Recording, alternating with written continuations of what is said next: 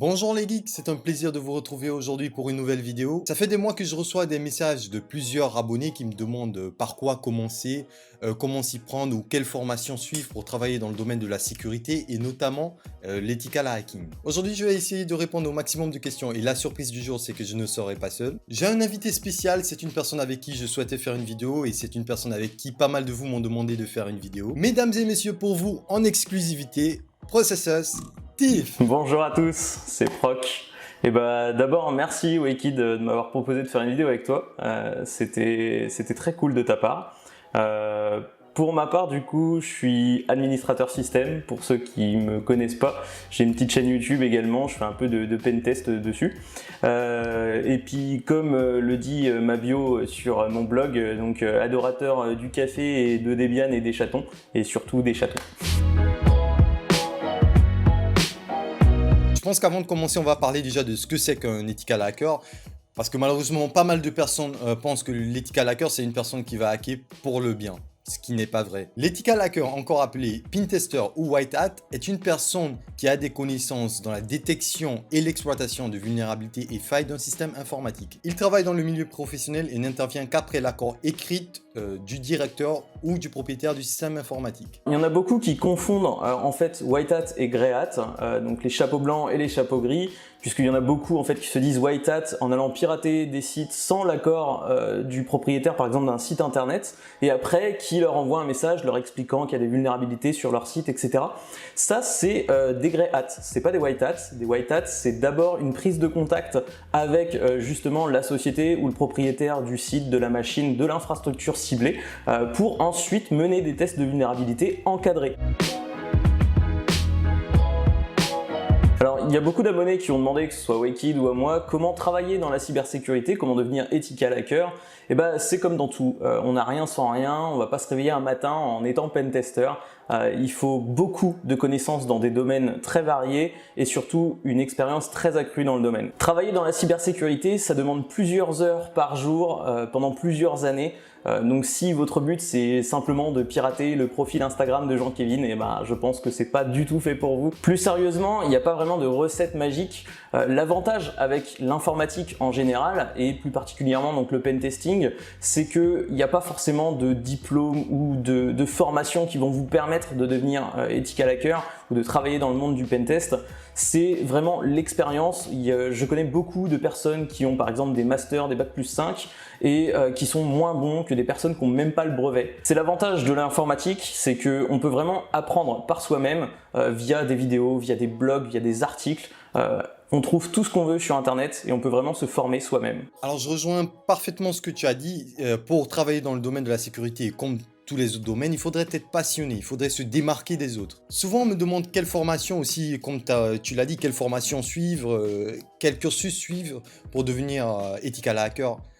C'est du cas par cas. Comme l'a dit Proc, il y a des personnes effectivement qui ont un bac+5 ou voire même un doctorat, mais qui ne sont pas compétentes dans le domaine. Comme je connais des personnes qui ont juste un bac et qui sont aujourd'hui pentester senior. Perso, moi, même si j'ai des diplômes, j'ai toujours préféré l'expérience professionnelle. Pour moi, les diplômes, c'est juste un truc qui va me permettre de me démarquer sur papier. Parce que c'est une chose d'apprendre derrière son ordinateur ou dans une salle de classe, et c'en est une autre de l'apprendre dans le feu de l'action. Exemple, aujourd'hui, je détiens un titre de chef réseau et sécurité suite à ma formation que j'ai passée l'an dernier, le master que j'ai eu à passer. Mais soyons sérieux, qui aujourd'hui va m'embaucher en tant que chef réseau et sécurité dans une entreprise? Par contre, en travaillant dans une équipe de sécurité et en me démarquant, je peux avoir une chance, si le poste s'ouvre, d'être un chef réseau et sécurité, même si je n'ai pas ce diplôme. Alors attention, tout ce qui va être dit ici, ça ne concerne que notre façon de penser. Vous trouverez peut-être quelqu'un d'autre qui vous dira complètement l'opposé. Mais en tout cas, nous, on n'est pas du tout hacker ni pentester, on n'a pas la prétention de l'être. On travaille dans l'informatique, on travaille dans la cybersécurité, mais on n'a pas la prétention d'être hacker ou pentester. On fait des challenges RootMe, du challenge Hack the Box, Vulnub, etc. et c'est tout, ça s'arrête là. Comme je l'ai toujours dit, moi je ne suis pas un hacker, je me suis jamais considéré comme un hacker. Je suis juste une personne passionnée d'ethical hacking qui a suivi des formations en sécurité et qui, si tout se passe bien, sera certifié ethical hacking dans quelques mois. En ce moment, je suis IT analyste et la sécurité, c'est notre quotidien. En parallèle, je travaille aussi sur d'autres projets. Je n'ai pas juste une source pour justifier mes connaissances. Comme je l'ai dit, j'ai fait des études dans le domaine. En 2017, j'ai obtenu une licence en système d'information et base de données. L'an dernier, j'ai obtenu un master en chef réseau et sécurité. Et en parallèle aussi, je suis toujours en auto-formation derrière mon ordinateur. Personnellement, j'ai toujours préféré l'auto-formation à celle que j'ai pu avoir à l'école. Concernant l'ethical hacking, la plus grande part de ma connaissance vient de la formation que j'ai suivie proposée par eConceal l'an dernier. Mais si aujourd'hui j'ai cette facilité de compréhension et si aujourd'hui j'ai pas de mal à m'auto-former, c'est parce que j'ai les bases d'abord en informatique. Et le meilleur conseil que je puisse vous donner, c'est d'abord d'acquérir les bases de l'informatique avant de vous lancer dans la sécurité. Pour ma part, pour commencer dans les bases du pentest, je proposerais d'apprendre plusieurs langages de programmation et dans un premier temps de se concentrer sur des langages web comme par exemple PHP ou Python qui permettent d'apprendre dans un premier temps les fondamentaux comme les boucles, les opérateurs de comparaison, les ternaires. Et c'est des langages qui vont permettre dans un second temps d'avoir une vision un peu plus poussée puisque ça prend en charge le développement orienté objet, la vision MVC en PHP, le polymorphisme, donc tout ce qui est notion d'héritage, les surcharges de fonctions et puis les interactions avec les bases de données par exemple. Et puis évidemment il faut s'initier à Linux. Forcément pour ma part j'ai commencé sur une Ubuntu et je suis très vite arrivé sur une Kali Linux qui est encore aujourd'hui dans mon cœur. Puisque en fait Linux c'est vraiment un système ouvert, open source, sur lequel vous allez apprendre énormément de choses. Alors dans un premier temps ça fait très peur Linux, quand on commence à faire quelque chose on a l'impression de jamais finir parce qu'il y a toujours un autre problème qui arrive, mais c'est justement grâce à ça que vous allez pouvoir vous former et vraiment réussir à maîtriser tous les composants. Quand j'essaie de me former sous Linux, j'essaie de prendre des noms de packages. Par exemple Nginx, Apache, Dovecoat, Postfix, et puis je vais les installer dans une machine virtuelle et puis je vais les tester, je vais toucher à la config, je vais regarder comment ça fonctionne et à la fin eh bien, j'aurai compris comment ça marche et je pourrais potentiellement le mettre en prod dans mon travail ou alors pour du perso. Alors en parallèle des systèmes, il faut évidemment maîtriser aussi toute la partie réseau. De mon côté, j'ai fait une licence justement en réseau et donc j'ai fait beaucoup de semaines, voire plusieurs mois sur du packet tracer, sur Scapy par exemple qui m'a permis de maîtriser toute la partie routage, toute la partie aussi DNS, etc. Et puis toujours en système, on peut revenir également sur du Windows une fois qu'on a bien géré toute la partie Linux pour voir toute la partie Active Directory, gestion d'un domaine, qu'est-ce que c'est que les partages NFS, etc. Et enfin, donc ça, ce sera toujours en parallèle, s'initier à la virtualisation. Alors dans un premier temps avec du VirtualBox, du VMware, de l'Hyper-V même, pour gérer vos labs en interne et puis par la suite aller sur du Docker, donc forcément sur du Linux, hein, sinon ça marche très mal, et puis du Kubernetes, etc. Et surtout, ne négligez pas cette partie-là puisque les microservices sont vraiment l'avenir d'Internet et de l'informatique en général.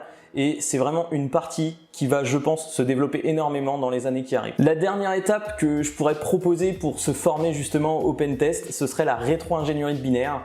Mais pour ça, malheureusement, j'ai pas assez de compétences dans le domaine pour vous expliquer correctement ce qu'il faudra apprendre, par où commencer. Donc, on vous laissera dans la description de cette vidéo des liens vers des chaînes YouTube, des blogs, des forums qui pourront justement vous aider, donc qui seront classés par thème. Comme Proc le disait, le plus important, c'est d'apprendre l'informatique en général et non pas directement attaquer la spécialité. Comment pourrais-tu sécuriser un réseau si tu n'as aucune idée du fonctionnement d'un switch ou d'un routeur, quand tu ne sais pas quels sont les différents protocoles de routage? Malheureusement, je ne sais pas pourquoi, mais lorsqu'on parle ethical hacking, il y a pas mal de gens qui se lancent directement dans le codage, ce qui est une grave erreur. En faisant ça, vous sautez toutes les étapes importantes et vous avancez les yeux fermés. Déjà, quel est le rôle d'un pentester? Comme son nom l'indique, c'est une personne qui va faire des tests d'intrusion afin de détecter les vulnérabilités qui pourraient être des facteurs d'attaque. Pour information, l'équation de l'attaque, c'est le motif, la méthode et la vulnérabilité. S'il manque un élément, il n'y aura pas d'attaque. Ne pouvant pas jouer sur le motif, le pentester lui va essayer de limiter les méthodes et les vulnérabilités que pourrait utiliser un hacker. Ensuite, lorsqu'on parle de pentesting, ça ne concerne pas juste les applications. Ça concerne aussi le réseau, les IoT, les mobiles, le cloud computing, etc., etc. Donc avant de pouvoir tester la sécurité d'un système, il faudrait d'abord pouvoir le connaître. Mon premier conseil avant de vous lancer dans la sécurité informatique, c'est d'abord de vous intéresser à l'architecture des ordinateurs, savoir comment l'ordinateur fonctionne, quels sont ses composants. Ensuite, s'intéresser au système d'information qui est différent du système informatique parce que parfois il y a cette nuance. Le système informatique, lui, est un composant du système d'information. Le système d'information, lui, il regroupe tous les systèmes que vous pouvez retrouver dans une entreprise. Ensuite, il faudra vous intéresser au réseau, savoir ce que c'est qu'un switch, un routeur, les différents protocoles de routage, le NAT, le IGRP, le RIP. Et pour ça, je vous recommande vivement la formation CCNA, la formation certifiante de Cisco, CCNA. Et c'est pas obligé d'avoir la certification, mais la formation en elle est très enrichissante. Ensuite, il faudrait toucher à l'algorithmique avant de vous lancer dans le codage et l'apprentissage des langages de développement. Pour information, l'algorithmique, ce sont des instructions, des étapes que vous allez suivre pour résoudre un problème. Malheureusement aussi, sur ce point, je connais pas mal de personnes qui se lancent directement dans le développement d'applications web ou dans le codage en Python. Et lorsque je leur demande est-ce que tu connais l'algorithmique, non, malheureusement ils ne savent pas. Peu importe le langage, ça sera toujours la traduction de l'algorithmique. Ensuite, comprendre que vous la conseillez le langage web. Faudrait commencer par là parce que lorsque vous voudriez faire du pentest sur une application web, il faudrait que vous compreniez les différents langages tels que le HTML, le PHP, le JavaScript, etc., etc. Apprendre des langages tels que le C++ et le Java qui vont vous permettre aussi de comprendre ce que c'est que l'orienté objet et vous familiariser aussi avec des distributions Linux telles que Ubuntu. Aussi, Proc a dit qu'il a commencé par là et aussi j'avais commencé avec Ubuntu. Et lorsque vous voudrez vous spécialiser dans l'ethical hacking, perso, le conseil que j'aurais à vous utiliser, et ce que j'utilise en ce moment, c'est Kali Linux. Après, ce n'est pas une obligation, je tiens à le préciser. Vous pouvez travailler dans la sécurité en utilisant la distribution que vous voulez. Évidemment, cela ne va pas se faire en une semaine, en un mois ou en un an. Il faudra du temps. Même aujourd'hui, moi, je suis toujours en auto-formation, je continue à apprendre. Et l'objectif, c'est toujours demain d'être meilleur, d'avoir plus de connaissances qu'aujourd'hui. C'est comme ça qu'on avance dans la sécurité et peu importe le domaine, c'est comme ça qu'on s'améliore.